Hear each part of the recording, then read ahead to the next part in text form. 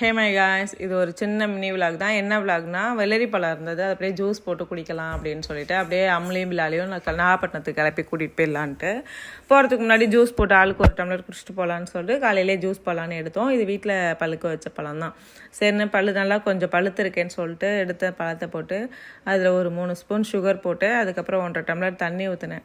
தண்ணி ஊற்றி நல்லா பிளெண்ட் பண்ணி நல்லா அரைச்சிக்கிட்டேன். அரைச்சி முடிச்சுட்டு இதை அப்படியே ஆளுக்கு ஒரு டம்ளராக குடிச்சிட்டு போயிடலாம் அப்படின்ட்டு நல்லா பிளெண்ட் ஆகிட்டே இருந்துச்சு. நானும் அதை அப்படியே வீடியோ எடுத்துகிட்டு இருந்தேன். நல்லா இருந்தது அரைகிறப்போ ஒரு வீடியோ எடுக்கிறது. சரி, நான் அது மேலே கிளியமாக ஒரு வீடியோ எடுத்தேன். எடுத்து முடித்தோன்னே அம்முழு குளிச்சுட்டு சரி அப்படியே அவளை ஃபோட்டோ எடுக்க சொன்னான்.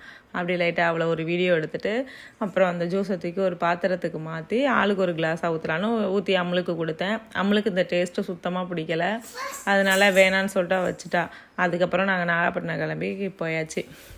இது பிலால விடலான்னு சொல்லிட்டு அப்புறம் நாகப்பட்டினமும் வந்துட்டோம். அப்படியே போயிட்டு அவங்க பாட்டியா வீட்டில் விட்டுலான்ட்டு பிலால் வேகமாக போனார். அவளை கொண்டு போய் அவங்க பாட்டியா வீட்டில் விட்டுட்டு போய் மட்டன் வாங்கலான்னு கடைக்கு போய் மட்டன் வாங்கிட்டு கிளம்பியாச்சு.